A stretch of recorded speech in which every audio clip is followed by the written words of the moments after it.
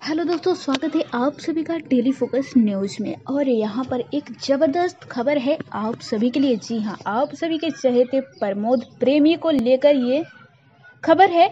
तो आइए जानते हैं आखिर खबर क्या है। जी हाँ, आप सभी के चहेते प्रमोद प्रेमी यादव आ गए हैं भोला के रंग में रंगने, और इन्होंने अपनी सुंदर आवाज से जिस रंग में रंगे हैं खुद को, वो है भोला संग गौरा। जी हाँ, इनका नया गाना आने वाला है, बोलबम गाना है भोला संग गौरा, जिसमें ये अपनी सुंदर आवाज दिए हैं।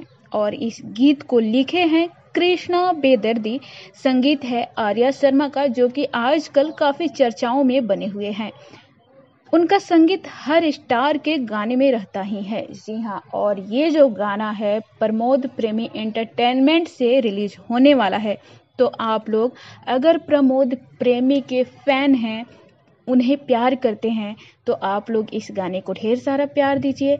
और ये भी बताइए कि प्रमोद प्रेमी का कौन सा गाना हाल फिलहाल ट्रेंडिंग में चला था। नीचे कमेंट बॉक्स में कमेंट करके अपनी राय दीजिए। और हाँ, अगर हमारे चैनल को सब्सक्राइब नहीं किए हैं तो फटाफट से सब्सक्राइब कीजिए और घंटी भी दबाइए, ताकि आने वाली हर एक वीडियो, हर एक खबर आपके मोबाइल पर सबसे पहले पहुंच जाए।